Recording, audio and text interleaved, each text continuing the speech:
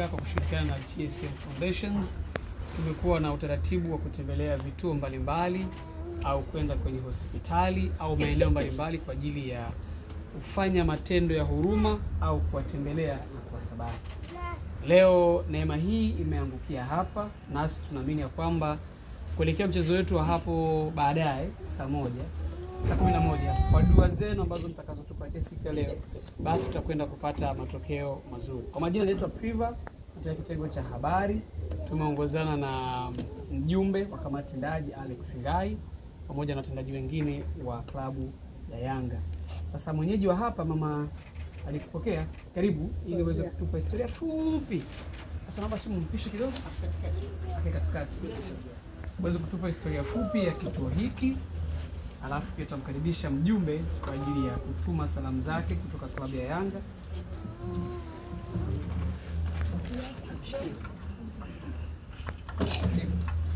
Assalamu alaykum. Wa alaykum salaam wa rahmatullahi wa barakatuh. Tumsifu Yesu Kristo. Milele amina. Kwa jina naitwa Fauzia Jabir Muhammad Katungu. Ni muasisi wa Tulea Yatima Tanzania. Na toka kimeanzishwa hii taasisi ina miaka 19. Inalea watoto wa aina tofauti. Lakini kwa sasa hivi tumeongeza pamoja na watoto ambao walemavu, ambao wasiojiweza kabisa. Kwa hiyo huduma tunazozitoa hapa ni chakula, yani vitu hivi ambavyo mmevileta ndivyo ambavyo vinavyotakiwa pamoja na pampers. Kwa hiyo nawashukuru sana wana Yanga. Mnanikumbuka mara kwa mara na mimi nasema kuwa asanteni sana na wakaribisha tena na tena. Na Mwenyezi Mungu atawasaidia katika hii mechi. Nishaanza kutaniana na watani wangu, wamesema usiombe madua makubwa bwana tukafungwa. Kwa hiyo washaanza kuhofu, lakini naamini mtashinda. Karibuni sana. Natamani kujua kama hili jina lako si geni kwetu. Kuna pengine watu hawajafahamu. Hii Katundu katika waanzilishi na wao wa Yanga pia mmoja hapo alikuwa ni babangu. Kwa hiyo na sifa ya uanzilishi familia kitu na kinakuwa sawa. Kwa hapa kumbe ni Yanga kabisa. Yaani hapa ni Yanga kabisa. Nyumbani. Nyumbani kabisa. Tupe salamu za mzee Jabir Katundu. Na matatizo yake alikuwa nayo ya moyo, jamani jitahidini tu mshinde. Maanake sisi tukamkosa. Maana naipenda Yanga kupita kiasi. Usisikilize basi akija nasikiliza. Kwa hiyo nahisi mambo yakiwa mazuri atafurahi zaidi, ataongeza siku. Asante sana. Mtoto na watoto wangapi kwa mfano? Watoto wangu wako 200. Na kama nilivyokuambia wa aina zote, yani pamoja na walemavu. Na mpaka dakika hii naweza nikasema salamu kwa watu wote wanaoisapoti Yanga, matajiri wote, GSM na kila kitu. Kuna mpango wa kujengewa eneo ninalo na waomba wanijengee. Kwa hiyo watoto ni wengi sana. Yani watoto wote wanakimbilia hapa. Na kuna aina 3 ya watoto.